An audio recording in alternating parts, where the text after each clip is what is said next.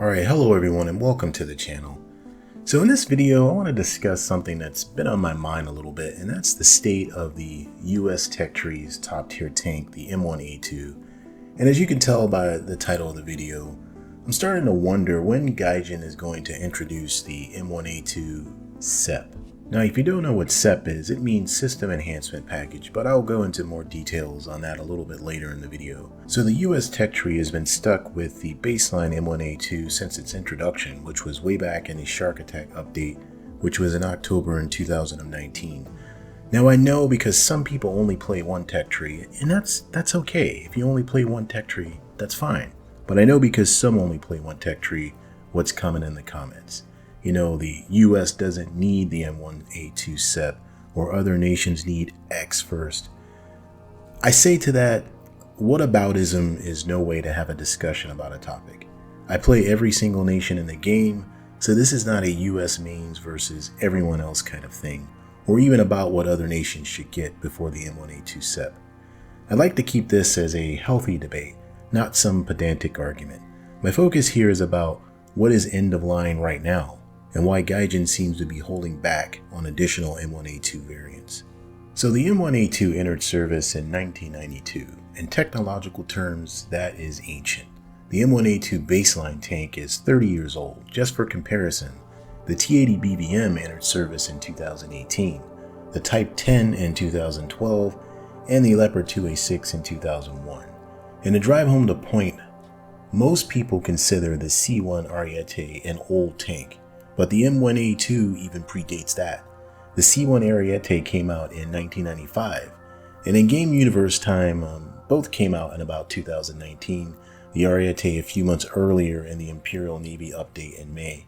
So they're almost even in game years. Now I know the real world dates have no bearing on Game Universe time and when things get added. It's just when Gaijin thinks it's time, and probably when they sense the point where they can maximize profit. Now, I'm not crapping on the A2. It is one of the most survivable and well-armored tanks in War Thunder, and in real life for that matter. It does have the second best round in the game after the Leopard 2A6. It has unrivaled mobility, and it does have depleted uranium armor after all. But it does have crappy thermals, which nitpicking I know. But having said all that, how long is Gaijin going to milk the M1A2? The M1A1 AIM was a good addition, even though it was a squadron vehicle, but what about the mainline tech tree progression? Now, I don't think the M1A2 SEP right now represents that much more of a leap, a quantitative leap in capability. So this is what it brings. Let me give you the rundown. So it has even more depleted uranium armor, has improved fire control systems, has an option to add ERA armor. It has second generation thermal sights, and it also has the M829A3 round. So I know what you may be thinking, man, that sounds pretty OP. Keep in mind everything I just said about the M1A2 SEP was cutting edge 20 plus years ago. So what needs to happen for the M1A2 SEP to come? At this point, the US Army in real life is already on the M1A2 SEP V3, and the SEP V4 is currently in development. So the US Tech Tree has plenty of room to expand at the top, and frankly, it's kind of been held back, way back, in tank technology. But Gaijin keeps waiting. In lieu of a new M1A2 though, I've heard some people throwing around the Tusk upgrade, or the Tank Urban Survival Kit. So let's talk about that. This kit was developed in response to urban combat in Iraq. There were several vulnerabilities the Abrams had when fighting in built-up areas. So it consists of bolt-on ERA, slat armor on the rear, additional smoke grenades, some anti-personnel grenades, a remote 12.7mm machine gun weapon station, and other things that probably won't ever be modeled in War Thunder, like a 360-degree camera. Alright, so the kit was primarily designed to defeat RPGs and improvised explosive devices during urban combat, like I was talking about. But it can be retrofitted to M1A1s, M1A2 baseline models, and the M1A2 SEP. It's mostly chemical round protection though, and I don't think it would add much capability to the M1s.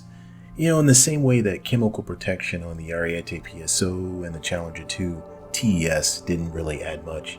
In fact, It probably adds more weight to the M1A1 or the A2 for that matter, and it probably isn't a good idea considering how heavy they are already.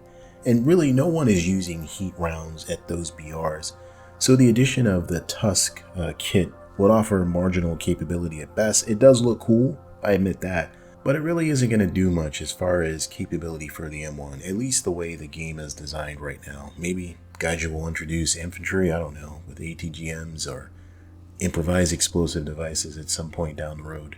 So back to the main question, what needs to happen for the M1A2 SEP to come? What conditions have to be set for Gaijin to go, okay, let's bring this tank into the game? Honestly, I don't know. I don't know what they're waiting for, but I do know at this point, we're several iterations behind, which means there certainly is room to expand. Like I said before, the M1A2 system enhancement package represents 20+ technology right now. But to be fair and to kind of play devil's advocate here, currently right now, the only tank that is better than the M1A2 in War Thunder is the Leopard 286. I'm sorry, but that's just a fact, and I think US mains probably know that. So it's definitely not that, because if that was the condition Gaijin was waiting for, where only one tank needed to be better than the M1A2 for the M1A2 SEP to come, then it would be here already, right? So what is the trigger event then for an M1A2 SEP release? So let's go another route here. Say it's a question of balance. Do you guys think the Leopard 2A7 or the T90M, or maybe even something completely out of left field, like the K2 Black Panther, which would be a pleasant surprise, do you think those would need to show up first? I don't know about that so much. I think there's always going to be a best tank or a better tank. Qualitatively, there's always going to be something better. Everyone can't be number one, so what's the use in pretending that we could wait for that? And when I say wait for that, I mean waiting for that optimal balance.